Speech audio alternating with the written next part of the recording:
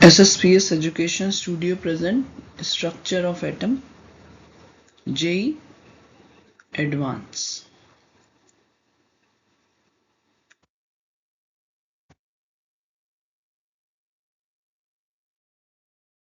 JEE Advance 2024 में ये question आया था. According to Bohr's model, the highest kinetic energy is associated with the electron in the first orbit of hydrogen atom, first orbit of helium plus, second orbit of helium plus and second orbit of lithium 2 plus.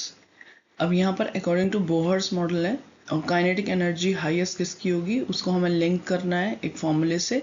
तो kinetic energy का formula क्या है, ये कहाँ से पढ़ना था और इसको कैसे कैलकुलेट करते हैं, चलिए आइए जानते हैं. ये आपका प्रदीप केमिस्ट्री का मैंने स्निप लिया हुआ है जिसमें बहुत अच्छे से समझाया हुआ है. बेस्ट बुक है ये, calculation of radius of the orbit, जिसमें ये आप देखेंगे बोहर्स का हाइड्रोजन लाइक एटम बनाया हुआ है. इसमें एक प्रोटॉन है, आपको पता है हाइड्रोजन के न्यूक्लियस में एक प्रोटॉन है और एक इलेक्ट्रॉन रिवॉल्व करता है अराउंड द न्यूक्लियस. तो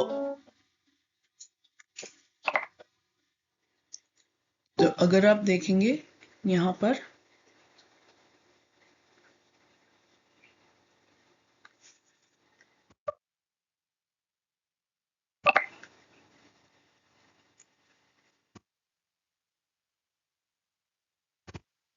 तो ये प्रोटॉन है प्लस जेड ई इलेक्ट्रॉन और इलेक्ट्रॉन रिवॉल्व करता है अराउंड द न्यूक्लियस.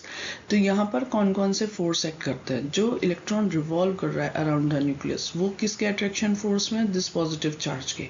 तो वहां पर सेंट्रीपिटल फोर्स एक्ट करता है, ठीक है. और सेंट्रीपिटल फोर्स किसकी वजह से, force of attraction on the electron by the nucleus.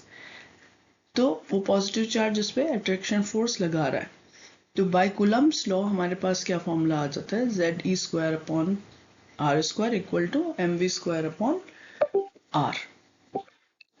तो फोर्स ऑफ अट्रैक्शन है z e square upon r और जो हमारा सेंट्रीपिटल फोर्स है वो m v square upon r के इक्वल है, जहां m क्या है मास एंड e क्या है charge on the electron and z is the atomic number of the hydrogen like particle.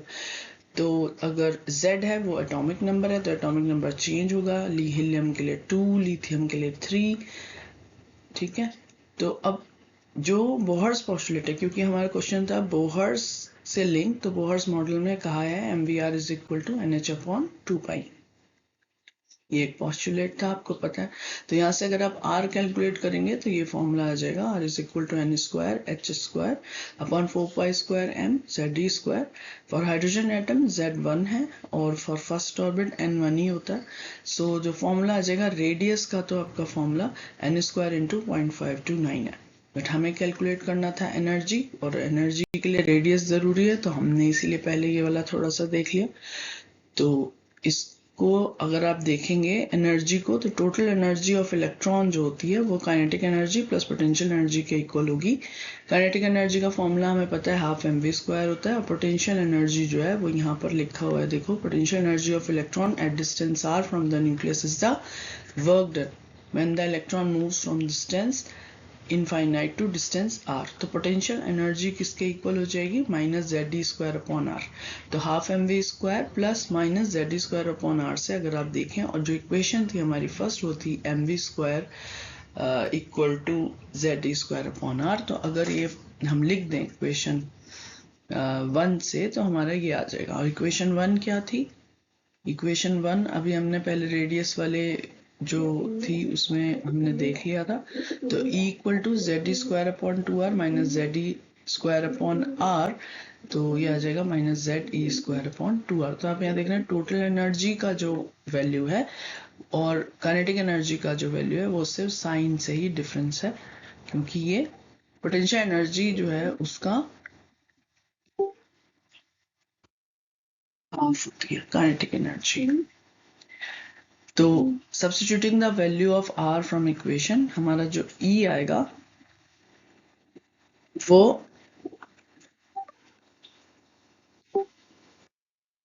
आएगा वो minus z square upon 2 into 4π² Z² आएगा, यानी आप देख रहे हो -2π²M Z²E4 और N²H² के इक्वल आएगा। तो टोटल जो एनर्जी है वो -ZD²/2 आ रहा है।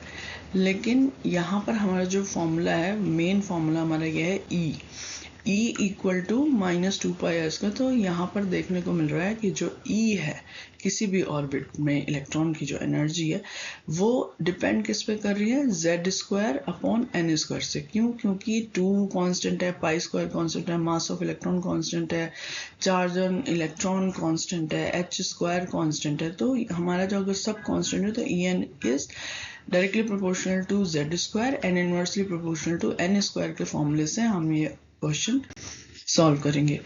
तो फ्रॉम बोहर्स मॉडल जैसे कि आपने देख लिया कि एनर्जी का 1 इलेक्ट्रॉन सिस्टम का जो फॉर्मूला है वो काइनेटिक एनर्जी होता है का -En, और you can say potential energy का half. This is very important question, ठीक है। तो माइनस पोटेंशियल एनर्जी अपॉन 2, तो यानी फॉर्मूला है 13.6। अगर आप सारे कांस्टेंट को सॉल्व करेंगे तो 13.6 into Z²/N² electron volt formula आता है। और जूल में अगर आप याद करना चाहते हैं तो 2.18 इंटू 10⁻80 Z²/N² जूल होगा। तो काइनेटिक एनर्जी निकालने के लिए इस क्वेश्चन में हमें सिर्फ इतना चाहिए था, Z²/N² मुझे याद होना चाहिए था। तो काइनेटिक एनर्जी के लिए फर्स्ट ऑर्बिट के लिए आप कैलकुलेट करेंगे तो 1² इक्वल टू 1 होगा। फर्स्ट ऑर्बिट में यहाँ N² की जगह करेंगे तो हीलियम का जो एटॉमिक नंबर है Z जो है वो 2 है, हाइड्रोजन का जो Z है वो क्या है 1 है, और हीलियम का आपने बता दिया 2 है और इसमें 3 लिखा ही हुआ है। तो Z²/N² जब हम अप्लाई करते हैं तो फर्स्ट केस में 1 आएगा, सेकंड केस में 4, थर्ड केस में 1 एंड फिफ्थ केस में 2.25। तो हाईएस्ट किस में आया आप खुद ही देख रहे हैं, first orbit of helium plus, यानी option d is the correct answer. Thank you, I hope आपको समझ में आएगा। और डिटेलिंग में आप मेरे कॉन्टेक्ट नंबर पे क्वेश्चन पूछ सकते हैं।